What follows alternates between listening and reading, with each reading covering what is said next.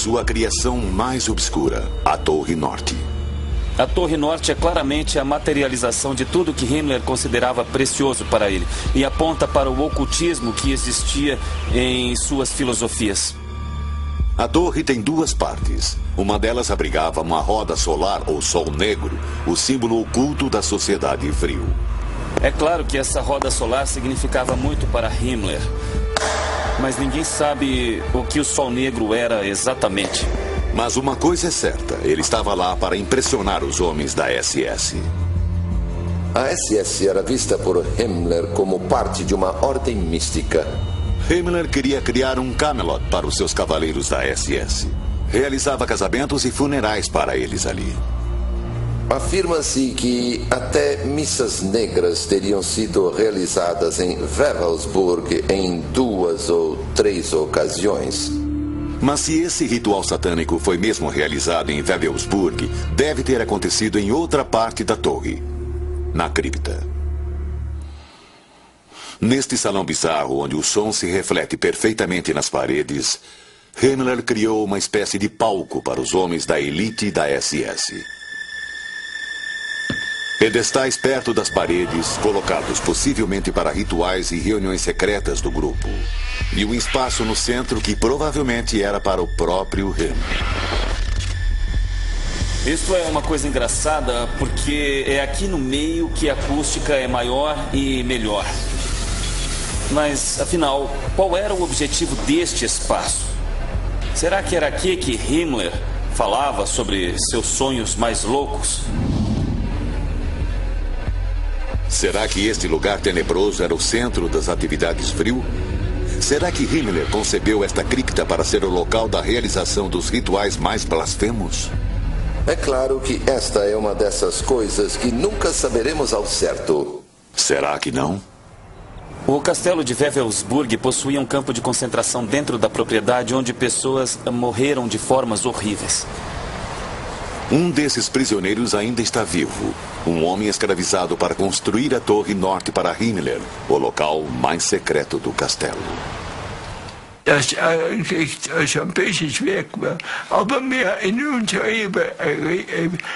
Überzeugung waren wir uns auch bewusst, dass das keine Dauer hat, dass eine kurze Frist haben würde. O Sr. Engleitner está com 103 anos de idade, mas essas memórias nunca se apagarão. Vertiefung von einem Meter, da wurde an 3 Seiten ein Eingang geschaffen. Dizia-se que Himmler queria que seus restos mortais fossem colocados aqui. Nur gedacht war es, da sollte die Asche von Heinrich Himmler zur Ausstellung ausgestellt werden, nicht wahr? So dass die Bewohner, diese Helden bewohnen, aber leider war es so ein Glück, ist es aber so weit nicht gekommen. Nicht? Então, como Leopold acreditava na época, os sonhos de Himmler não passaram de ilusão. Waren alles nur Vermutungen, es war alles wie ein Geheimnis eingehüllt, die ganze Wewelsburg. Como uma sociedade secreta real cheia de planos secretos e rumores, Wewelsburg havia se tornado a sede da Sociedade Frio. A Torre Norte havia se tornado um espaço sagrado. Será que era aqui que Himmler fazia suas famosas experiências frio? Havia um charlatão, o Dr. von Roscher, que costumava literalmente congelar os prisioneiros até que estivessem a ponto de morrer. Aí ele colocava prostitutas nuas em cima dos corpos deles para tentar revivê-los e, se elas conseguissem, mandava que fizessem sexo com eles para depois medir as temperaturas de novo. Himmler chamava isso de magnetismo animal, mas era essencialmente baseado no frio. Era o modo pervertido de Himmler de chegar ao frio através do sexo. É claro que era ridículo, porque metade desses homens morria. As experiências eram, sem dúvida, inspiradas pela noção distorcida que Himmler tinha do frio. Será que as experiências eram feitas aqui, na cripta de Himmler, ou em outro lugar do castelo? Talvez seja bom que ninguém, pelo menos ninguém vivo, saiba ao certo o que ocorreu exatamente nas entranhas do castelo.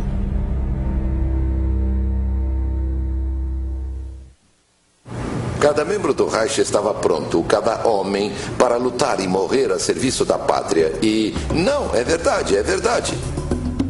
Entre as sociedades secretas da época, a Sociedade Vril era única. Um dos motivos é que aceitava mulheres em seus quadros. Talvez houvesse mais mulheres do que homens em muitas áreas. Isto é muito importante de notar porque os grupos maçônicos só aceitavam homens e os grupos esotéricos também só tinham homens. Mas não o Vril. Afinal, as mulheres da raça do futuro seriam superiores aos homens. As mulheres eram vistas, na verdade, quase que de maneira divina. As mulheres eram bem-vindas porque sua energia feminina era necessária para obter o Vril. Embora as razões pessoais de Hitler fossem bem mais práticas. Ele sentiu que as mulheres eram a alma da nação e que levariam adiante o legado do nacionalsocialismo. Afirma-se que dentro da sociedade Vril, 2 mulheres se tornaram líderes. A maior parte delas, no entanto, servia a 2 objetivos principais: sexo e magia. O sexo era visto como dever nacional. Depois da Primeira Guerra Mundial, o objetivo principal das mulheres alemãs era, literalmente, repor os soldados perdidos, tendo bebês alemães fortes e sadios. Havia um enorme incentivo à maternidade para aumentar a produtividade.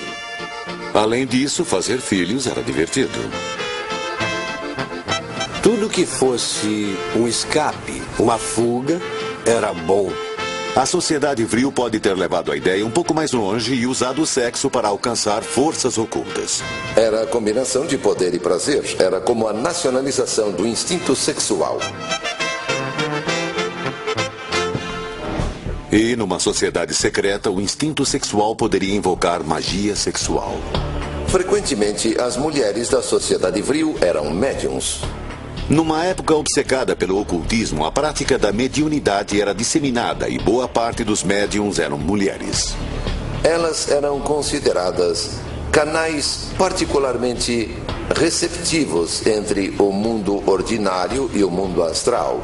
Bom, pode até parecer um conceito fascinante e original, mas acontece que não é. Afinal, na Alemanha temos mulheres médiums fazendo exatamente isto.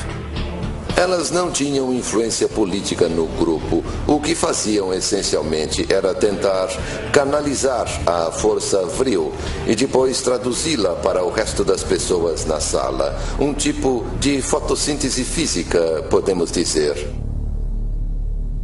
Uma das lendas conta que as fundadoras do grupo recebiam mensagens sobre o Vril de outras galáxias. Bom, o que se dizia é que a sociedade Vril era capaz de contatar seres de outras fronteiras e dimensões. Isso depende, de certa maneira, do seu ponto de vista. Não é de estranhar que essas ideias tenham evoluído e mudado para a ideia de mulheres de cabelos compridos, comunicando-se com seres que vivem debaixo da Terra ou em outros planetas. Por que não? É uma história melhor, divertida. 2 médiums de cabelos compridos se comunicando com outras galáxias através da psicografia não era uma ideia absurda em 1918. Havia um livro fascinante que estava na minha mão ainda ontem. Foi publicado em 1823. Chama-se Viagem ao Sol, a Lua e Outros Planetas. Foi escrito por uma grande médium daquela época, 1823. Então, a ideia daquelas 2 médiums estarem envolvidas em comunicação com uma civilização interestelar, essa ideia, em 1917, não era nova. E as mulheres de cabelos longos? O cabelo longo nas mulheres é, em parte, um retorno aos dias das virgens valquírias da mitologia nórdica. Imagine o quanto disso tudo pegou carona nos temas de Wagner. É claro que as mulheres do Vril não eram lindas modelos de cabelos compridos. Longe disso. Todas as lendas do Vril, assim como tudo que girava em torno do Terceiro Reich, era muito grande. Era parte do plano. Seid ihr mir verantwortlich? Denn in euch liegt die Zukunft der Nation und des Deutschen Reichs.